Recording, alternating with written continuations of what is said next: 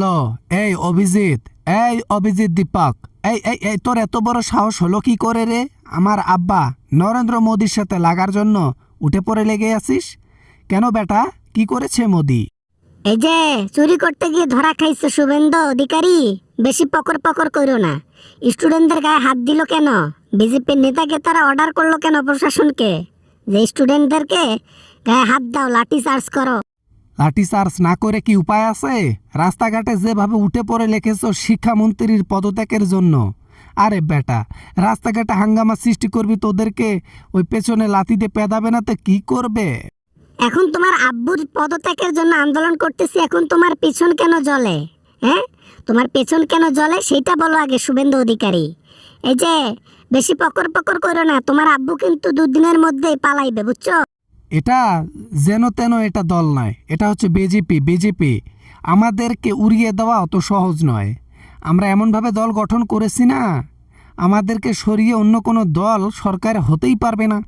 একদিন আন্দোলন হয়েছে, 2 দিন আন্দোলন হয়েছে, 3 দিন আন্দোলন হয়েছে, তাতেই বিজেপি হেগে ফেলেছে, প্যানের মধ্যে নষ্ট করে ফেলেছে প্যান্ট। আর এখন তুমি বলতেছো হ্যাঁ যে বিজেপি সরবেই না? আরে বেটা, হেডাম থাকলে তোমরা গণভবনে থাকতা। গণভবনে থাকবো কেন? ও, গণভবনে থাকি আর তোমাদের হাতে পড়ে ডাইরেক্ট সুদলিং পং হয়ে যাই, ভগবানের কাছে চলে যাই, তাই না? খুব ভালো বুদ্ধি করেছ। আমরা জীবনও থাকবো না ওখানে। তাহলে এত বড় বড় পকর পকর কথা বলো কেন? নিজে তো ভোট চুরি করে মমতা ব্যানার্জিকে হারিয়ে এখন নিজে হয়েছ পশ্চিমবঙ্গের প্রধানমন্ত্রী, আর তুমি আবার বড় কথা বলতেছো, মানে চোরের মায়ের বড় গলা নাকি? এই যে ককরোচ পার্টি, ছোটোখাটো একটা পার্টি হয়ে তুমি বড় বড় পার্টির সাথে মোকাবেলা করো। আরে বিজেপির কাছে তুমি কি জানো? পিঁপড়ার চাইতেও ছোট জিনিস, তার পাওয়ার দেখলে মাথায় নষ্ট। পাওয়ার হবে না? ইয়ং জেনারেশনের সাথে লাগতে আসলে পেছন গরম হয়ে যাবে, এইটা মাথায় রাখো শুভেন্দু অধিকারী। তোমাদের বিজেপির প্রত্যেকটা নেতা স্টুডেন্টদের সাথে লাগতে আসলে পেছন গরম হয়ে আগুন গলগলে পড়বে।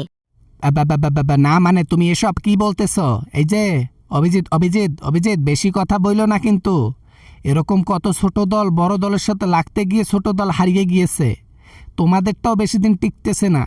সিজিপি এখন স্টুডেন্টদের মন প্রাণ ভালোবাসার দল। সিজিপি মানে স্টুডেন্টরা নতুন দল ক্রিয়েট করেছে। যে দুর্নীতি করবে তার বিরুদ্ধে প্রোটেস্ট চলবে, তার পদত্যাগের জন্য প্রোটেস্ট চলবে। কেউ আর আটকাতে পারবে না আমাদেরকে। কি বলে রে এগুলা রে? কি বলে? তার মানে কি? মানে আমাদের দুর্নীতি দেখলে তোমরা রাস্তাঘাট কাঁপাবা, প্রোটেস্ট করবা, আন্দোলন করবা? হ্যাঁ, আমরা সেটা মুখ মুজে সহ্য করে যাব? সম্ভব না। আমরা তো জানি তল দিকে দেশটাকে তুষ করে ফেলতেছেন আপনারা। চুরি চোট্টামি করে, দুর্নীতি করে, একেবারে টাকা পাচার করে শেষ করে ফেলাইছেন দেশটাকে। এখন ভিক্ষার ঝুলি হাতে ধরাই দিচ্ছেন জনগণদেরকে। তা ভিক্ষার ঝুলে হাতে ধরাই দেব না? আমাদের তো টাহার পাহাড় করতে হবে, তাই না? ওই দেশের জনগণ ওই উল্টে থাকুক, ওগুলা দেখার টাইম আছে? যখন প্রয়োজন তখন হাত পা ধরি, প্রয়োজন শেষ অতি সরে যাও। এইবার সামনে নির্বাচন হবে, স্টুডেন্টদের বাড়িতে একটু যাইও, যা ভোট চাইতে যাইও। ওই বুড়া ঝাঁটা দিয়ে তোমাদেরকে কষবে, বুঝছো কি বলছি? ওই স্টুডেন্টদের গার্ডিয়ান আছে না, তাদেরকে স্টুডেন্টরা বলে দিয়েছে, যে যে বাড়িতে থাকে তার বাবা মাকে বলে দিয়েছে যে বিজেপির লোক যদি কখনো ভোট চাইতে আসে, বুড়া ঝাঁটার গুড়ি দিয়ে একেবারে দিবে ঠালা।